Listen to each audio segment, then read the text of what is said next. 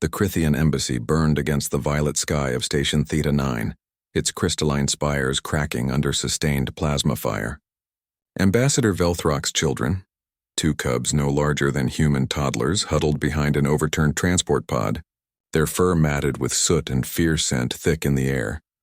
Akeem pressed her back against the concrete barrier, her standard-issue pistol nearly empty. She wasn't military. She wasn't even security. She was a cultural liaison, a translator who'd spent 3 years learning to pronounce Crithian clicks and growls so humans and the predator species could actually talk to each other instead of tearing throats out. "Stay down," she hissed at the cubs, though she knew they couldn't understand English in their panic. The smaller one, Rika, whimpered, a sound that shouldn't have come from a species that could disembowel a man with one swipe. The separatist forces had breached the outer perimeter 17 minutes ago. The elite guard, Harry's unit, was still 3 minutes out. She'd heard his voice crackling over the emergency channel, tight with controlled fury. "Hold position. We're coming. 3 minutes. It might as well have been 3 hours. A shadow moved across the rubble-strewn plaza. Akeem's heart hammered against her ribs as she counted silhouettes. 5. No. 6 hostiles advancing, their armor painted with the red slash of the human supremacy front. Traitors who believed the galaxy belonged to their species alone, who saw every alien as vermin to be exterminated. She'd seen their propaganda. Crithians were always the first target. Apex predators, they called them. Monsters who'd eat human children if given the chance. Akeem had watched Ambassador Velthrock weep when his mate had been killed in a previous attack. She'd held his cubs while he'd signed the treaty that would bring peace between their species and Earth. These weren't monsters. They were children. The first bullet ricocheted off the barrier, spraying concrete dust into her eyes. Akeem fired twice, missed both times. She wasn't trained for this. Her hands shook so badly she could barely keep the pistol level. "Human," one of the attackers shouted. "Step aside. This isn't your fight." Akeem looked at the cubs. Rika's sister Thessa had wrapped her small arms around her sibling, covering Rika's eyes with one clawed hand. They were shaking. "Like hell it isn't," Akeem muttered. She stood up, drawing their fire. Plasma bolts seared past her shoulder, close enough to smell the burnt ozone. She managed 2 more shots before her pistol clicked empty. The separatists advanced, their weapons trained on the cubs now, execution style. Time seemed to fragment into crystalline shards. Akeem saw the lead attacker's finger tighten on the trigger. She saw the angle of the barrel, the trajectory it would take. She saw Rika's wide golden eyes staring up at her with the absolute trust only children possessed. She moved without thinking. The first bullet caught her in the shoulder, spinning her halfway around. The second hit her chest, cracking ribs, puncturing lung. The third went through her side. Akeem collapsed across the cubs, her body a shield of flesh and bone and stubborn human will.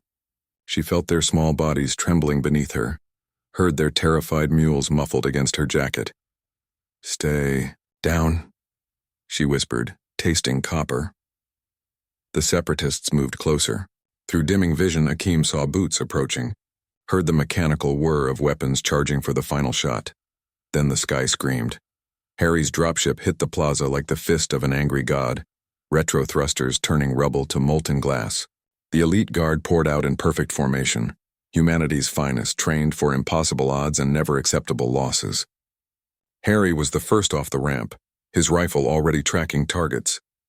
The firefight lasted 11 seconds. The separatists never stood a chance. Harry reached Akeem in 3 strides, dropping to his knees beside her broken body. His hands, steady hands that had defused bombs and performed field surgery under enemy fire, shook as he pressed emergency sealant to her wounds.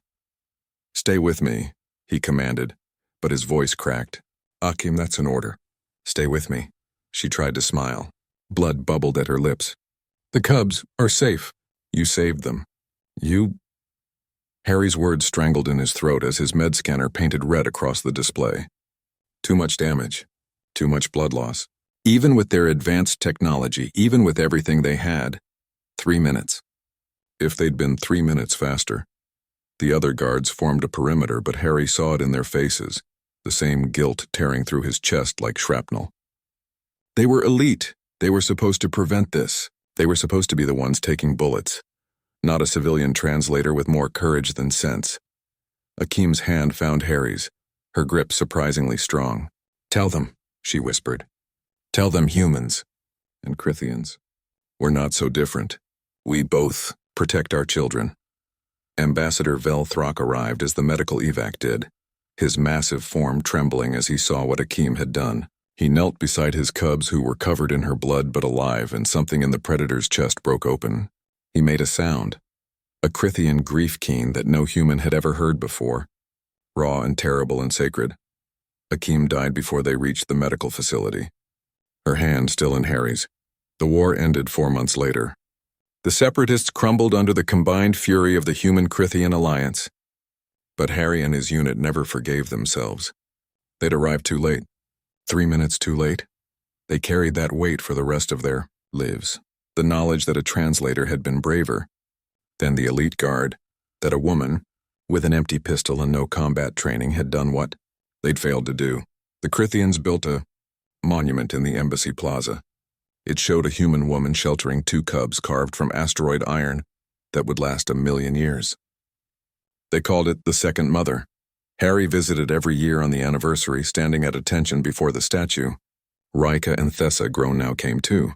They'd learned perfect English, become ambassadors themselves. They never forgot the human who'd taken bullets for them. Neither did the elite guard. Neither would humanity.